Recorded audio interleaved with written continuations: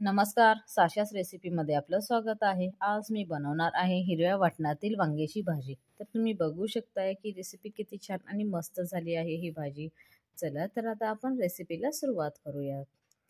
तर इथे घेतला आहे मी 5 काटेरी वांगे घेतलेले आहे, ते चांगले मस्त स्वच्छ धुवून। त्यानंतर आता आपण मसाले बघूयात। अर्धी वाटी घेतले आहे शेंगदाणे भाजून, सुके खोबरे भाजून घेतले आहे अर्धी वाटी, कोथिंबीर, थोडा पुदिना, अद्रक, लसूण पाकळ्या आणि 8 ते 10 मिरच्या। मिरच्या हे तुम्ही तुमच्या आवडीनुसार टाकू शकता, कमी जास्त तिखट कसं लागेल तसं। तर हे पूर्ण वाटण मी मिक्सरला वाटून घेतलेलं आहे। वाटताना यामध्येच मी मीठ देखील टाकलं आहे मसाल्यामध्ये। तर बघू शकता हे वाटण किती छान आणि हे मस्त झालं आहे। तर अशा प्रकारे हे आपल्याला वाटण बारीक करून घ्यायचं आहे। तर आता बघूया नेक्स्ट स्टेप।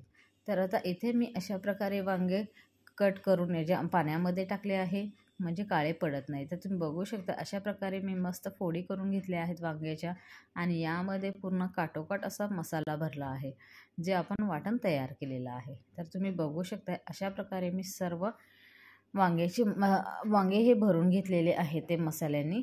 तर अशाच प्रकारे आपल्याला सर्व वांग्यामध्ये असा मसाला आपल्याला भरून घ्यायचा आहे।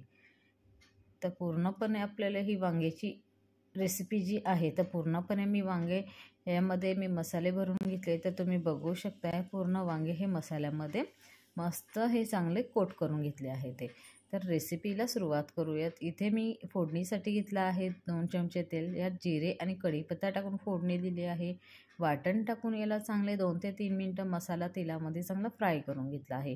तुम्ही जर माझ्या चॅनलवर नवीन असाल आणि व्हिडिओ बघत असाल, तुम्हाला जर माझे व्हिडिओ आवडले तर प्लीज लाईक आणि सबस्क्राईब नक्की करा, म्हणजे असेच नवनवीन रेसिपीज तुम्हाला बघायला मिळतील।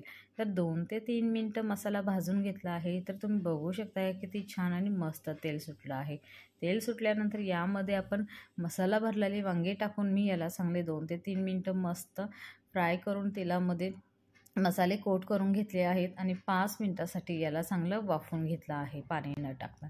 तर तुम्ही बघू शकताय किती छान आणि मस्त हे वाफत आहे। तर 5 मिनिटानंतर तर परत एकदा मी याला खाली वर असं मी पलटी केलेलं आहे वांग्याची भाजी।